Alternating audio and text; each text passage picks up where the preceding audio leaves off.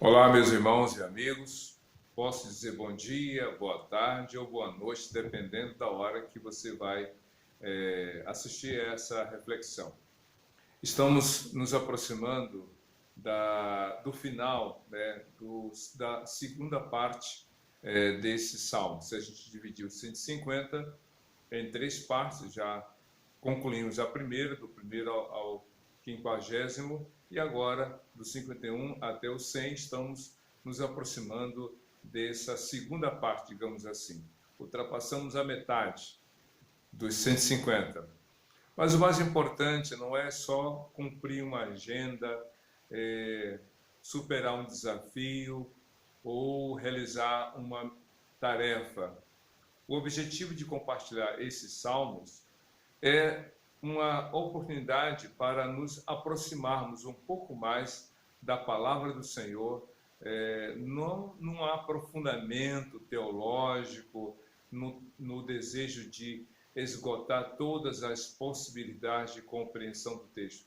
Nada disso, não tenho essa pretensão, não tenho essa qualificação para ser tão exegético, digamos assim, ou usar de uma hermenêutica mais apurada. Mas, de alguma forma, passear, digamos assim, por esses salmos e aprender aquilo que, para o momento, temos estudado.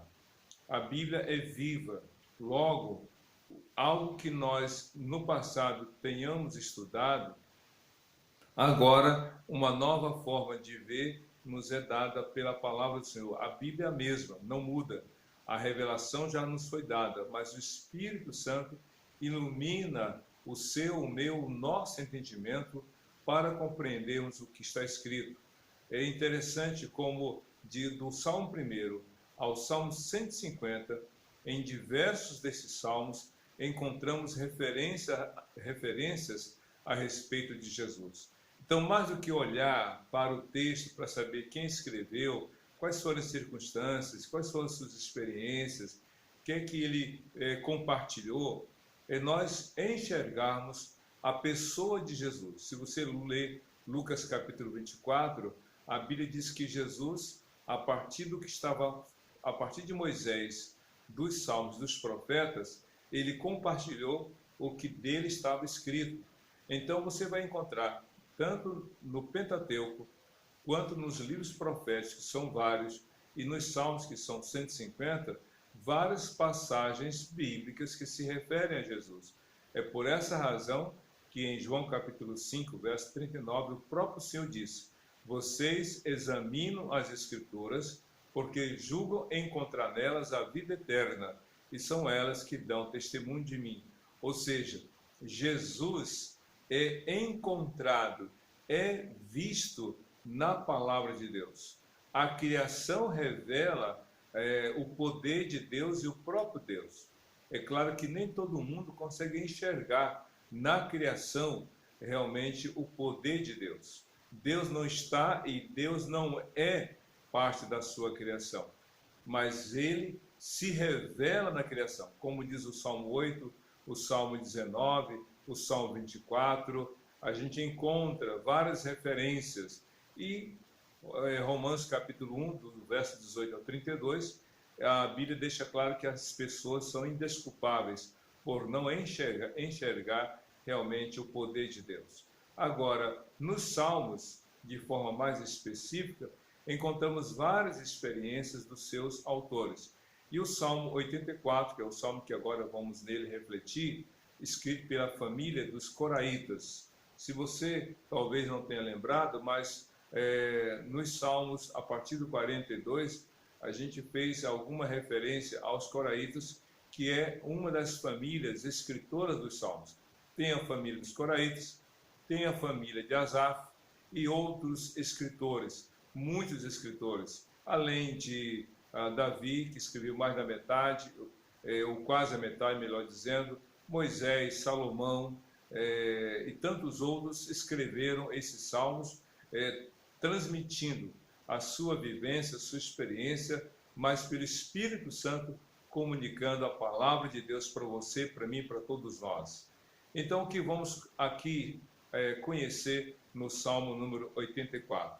O Salmo começa com a seguinte declaração: como é agradável o lugar da tua habitação, Senhor dos Exércitos.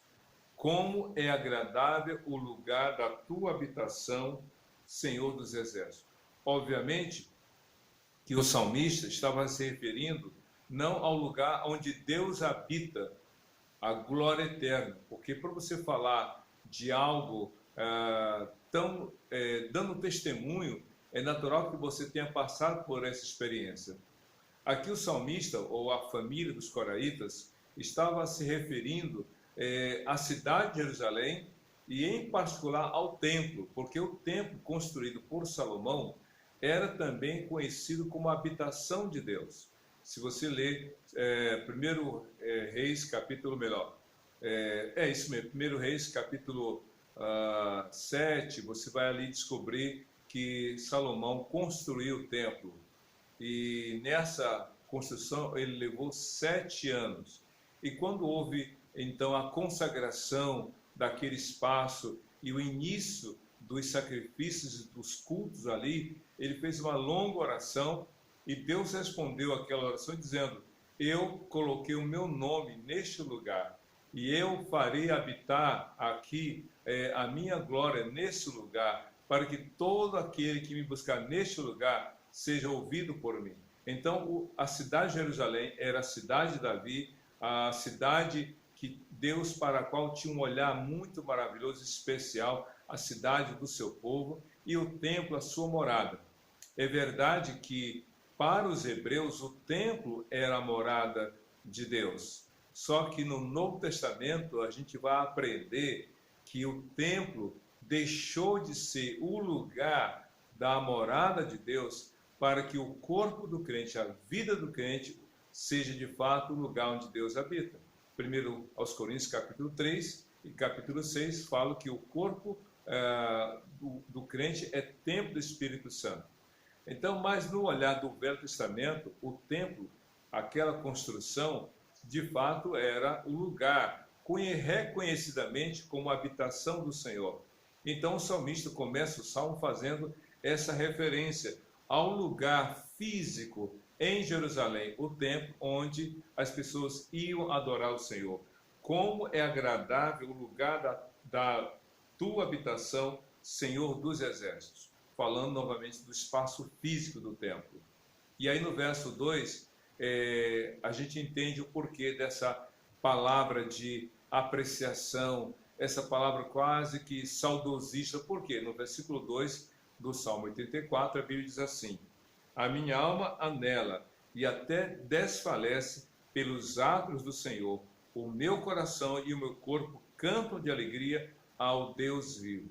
Obviamente que a semelhança do Salmo 42 e 43, quando o escritor dos dois salmos fala da sua tristeza por não poder mais fazer o que antes fazia, que era conduzir o povo para ir ao templo adorar o Senhor. Obviamente que o salmista do Salmo 84, a família dos coraitas, também estava de alguma forma privada desse privilégio, privada dessa prática de ir ao templo.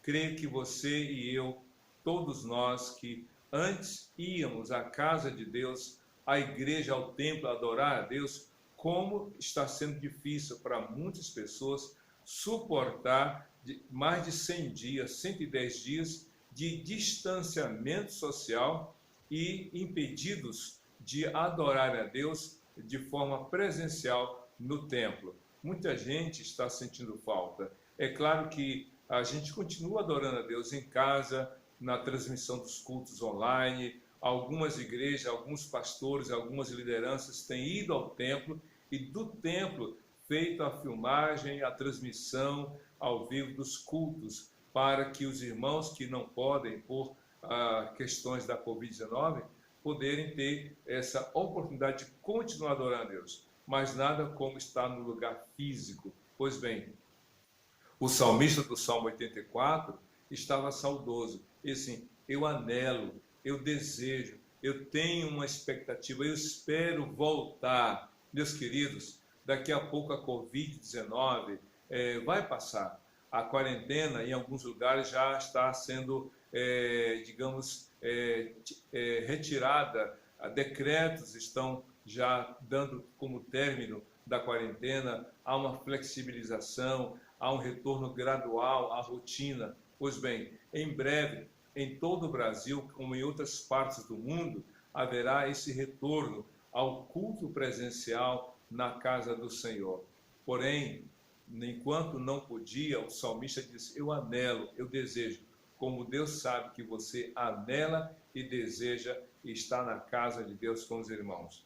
E aí então ele fala aqui: o meu coração e o meu corpo cantam de alegria ao Deus vivo. É interessante, eu anelo, eu desejo estar, mas enquanto não, eu continuo louvando a Deus, porque ele fala: a minha alma anela e até desfalece pelos atos do Senhor, ou seja, eu espero um dia voltar, porém ele não deixa de louvar.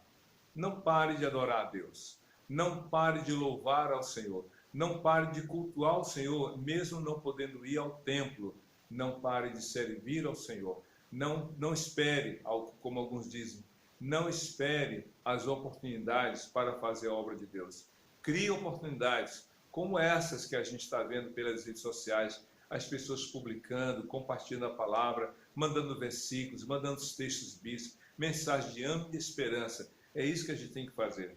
Mas aí no verso 3 do Salmo 84, há uma frase que a gente conhece muito: até o pardal achou um lugar e a andorinha um ninho para si, para abrigar os seus filhotes, um lugar perto do teu altar. O Senhor dos exércitos, meu rei e meu Deus. Ó, que coisa interessante. O salmista, se é que ele aqui faz essa analogia, de fato ele faz uma comparação, ele diz assim: poxa, os pardais e as andorinhas fazem ninhos na tua casa, no teu lugar de culto e adoração ao teu nome. É como se ele dissesse: eu queria ter asas, eu queria ser um pardal agora, eu queria ser uma andorinha para construir um lugar junto ao teu altar. Meus queridos, tem um detalhe: os pardais e as andorinhas são criaturas de Deus, mas são seres irracionais. Eles não escolheram, nem o pardal, nem a andorinha, nem os pardais, nem as andorinhas, disseram assim voluntariamente: eu vou ao templo construir um ninho no próximo altar porque eu quero estar perto da casa de Deus. Não, é instintivo. O pardal é um animal, é uma ave urbana, a andorinha também.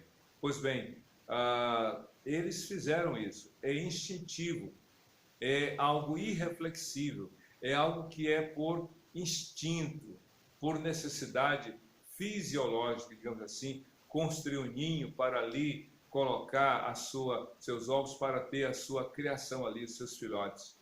Pois bem, ninho também é um lugar de abrigo, ninho é um lugar de repouso, ninho é um lugar onde a família dos animais ali, a pardal, a andorinha, estão ali formadas as famílias. Pois bem, o salmista diz: eu queria também, eu queria estar como eles estão, eu queria fazer o que eles fazem, eu queria permanecer com os meus naquele ambiente.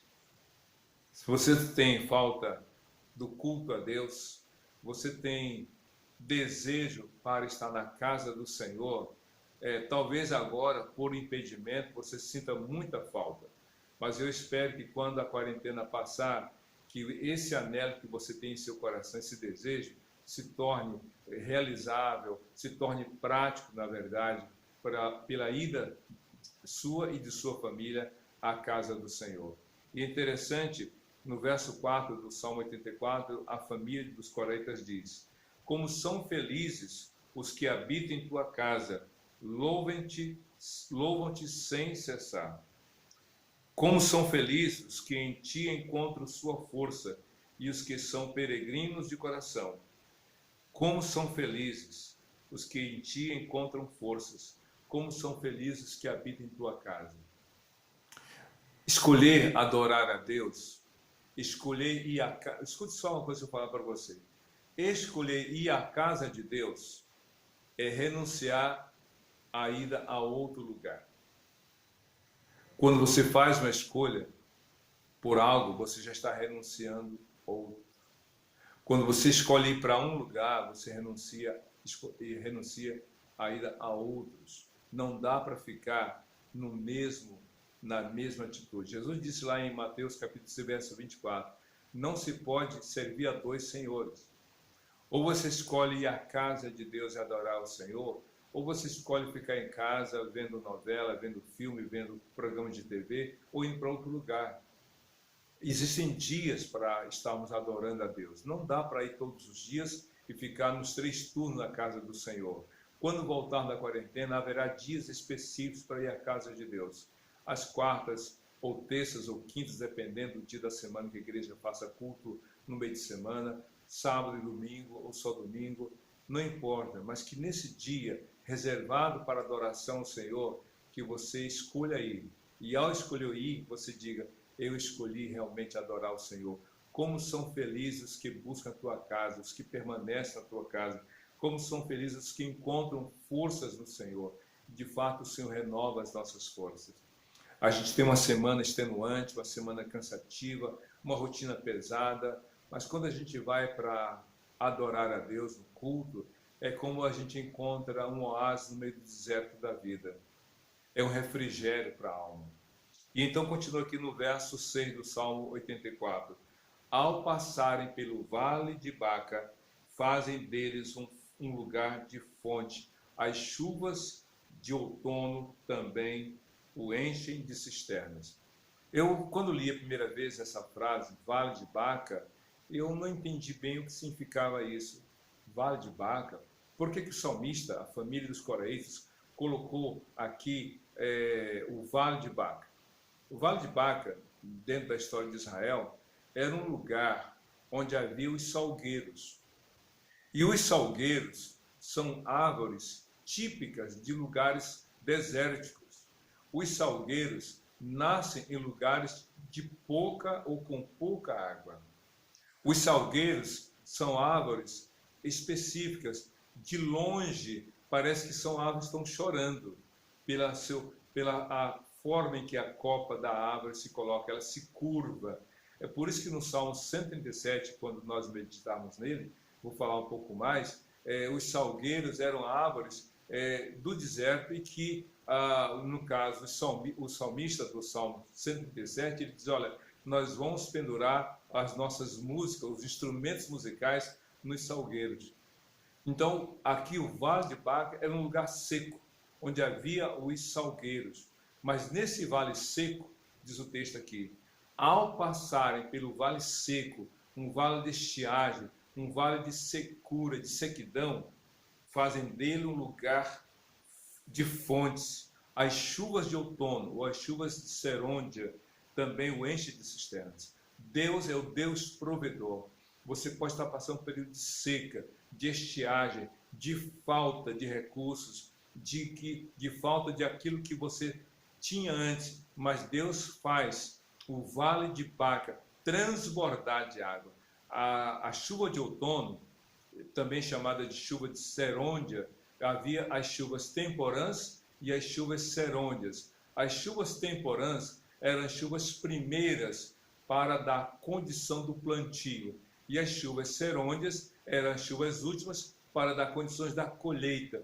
Então, no momento de fragilidade, de escassez, de ausência de recursos, Deus faz o Vale de Baca se tornar um lugar de fonte onde as águas transbordam.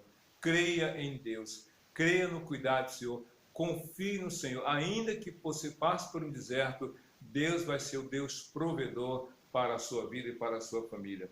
Diz aqui no versículo 7, prosseguem o caminho de força em força, até que cada um se apresente a Deus em Sião. Imagine aquela caminhada de alguém que está num lugar distante e sai desse lugar distante em direção ao templo. Uma caminhada longa, uma caminhada difícil, um trajeto ruim, um trajeto de escassez, de secura, de sequidão, de deserto.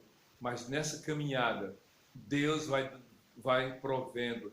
Deus vai dando as condições, Deus vai renovando as forças. Se você ler Juízes capítulos 13 a 16, você vai conhecer a história de Sansão.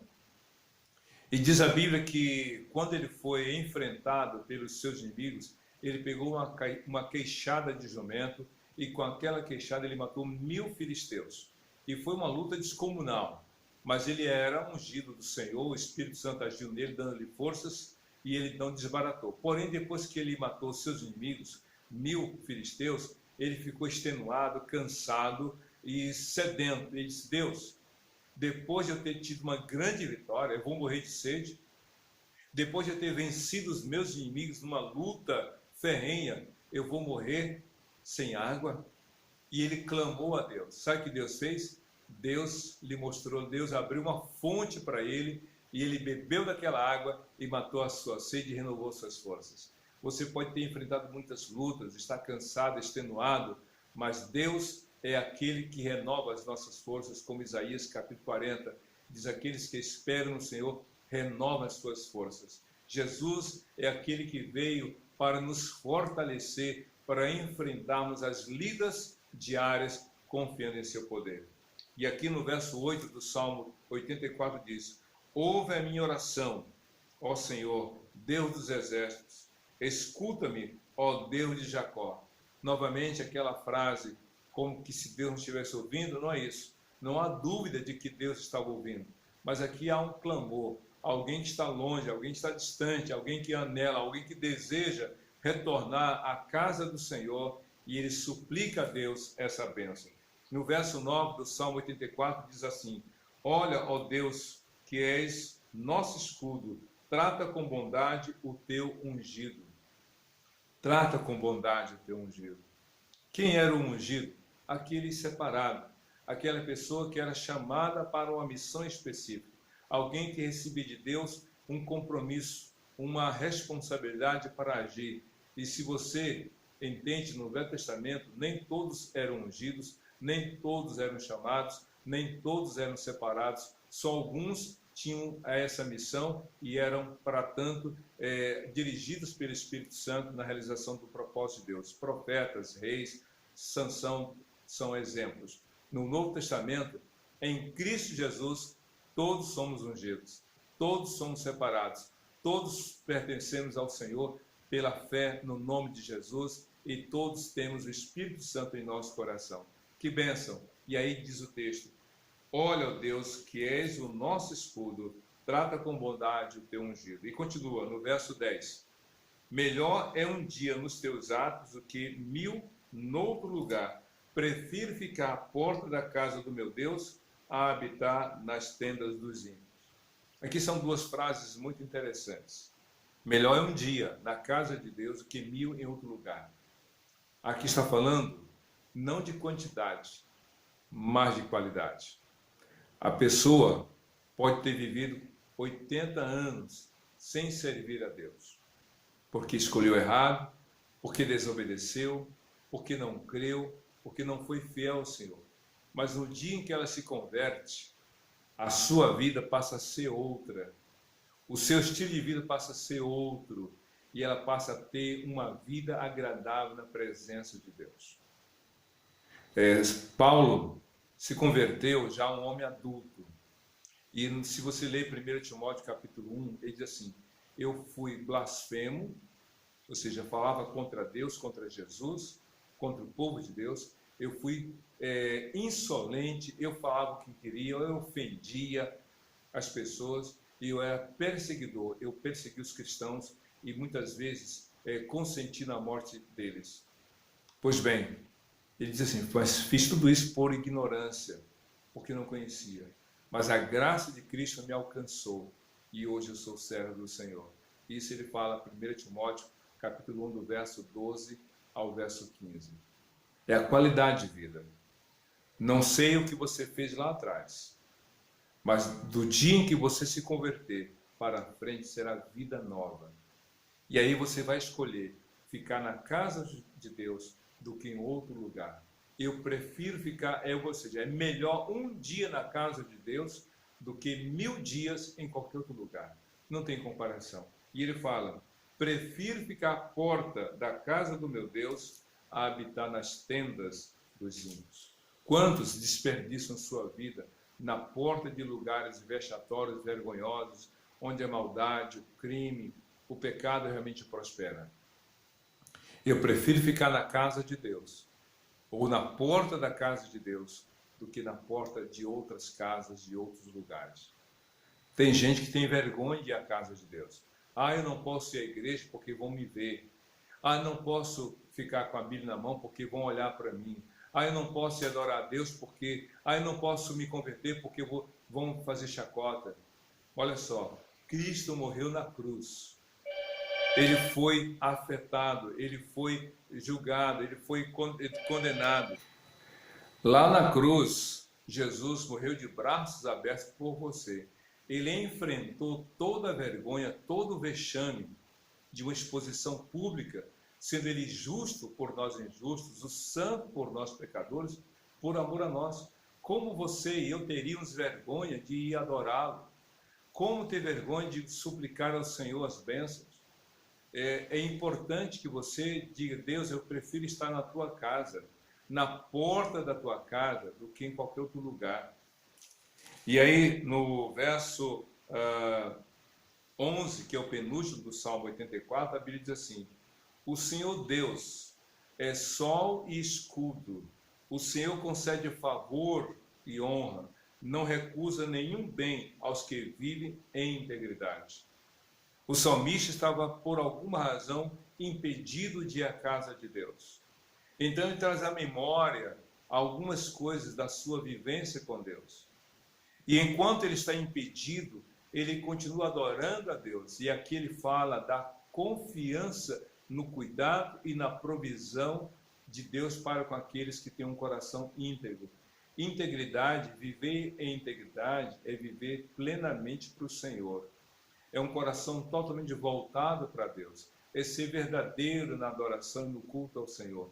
Que você realmente permaneça adorando a Deus, ainda que por circunstâncias não possa ir à casa de Deus, seja por causa do distanciamento social, seja por falta de recursos para o transporte, seja por causa de uma enfermidade, seja qual for o motivo pelo qual você não possa ir à casa de Deus, que você saiba que Deus está com você onde você está, para você adorar a Deus. E quando tiver a liberdade para se deslocar, que você faça para, com outros irmãos, louvar e adorar o Senhor.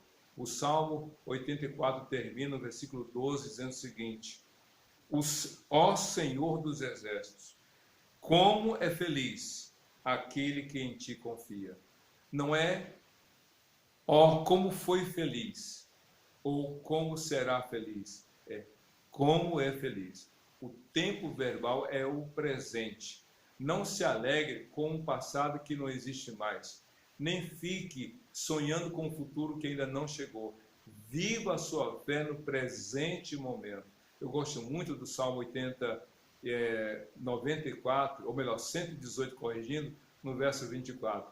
Este é o dia que o Senhor fez. Alegremos-nos e nos regozijemos nele. Então, hoje, viva feliz. Hoje, você foi feliz no passado? Amém, glória a Deus. Mas seja feliz hoje. Pense em ser feliz no futuro? Amém, glória a Deus. Mas viva sendo feliz hoje. Mas feliz por confiar. Diz assim: como é feliz aquele que em ti confia. Aqui está falando do ser. Confiar por pertencer. Não é feliz por causa das coisas. Não é feliz porque pode fazer alguma coisa. Não é feliz porque tem alguma coisa. Não é feliz porque é mais inteligente que o outro. Não. Feliz porque confia. Que você seja feliz com Jesus no seu coração. Senhor e Salvador de todo aquele que nele crê, hoje e para todo sempre. Amém, amém. Que Deus te abençoe.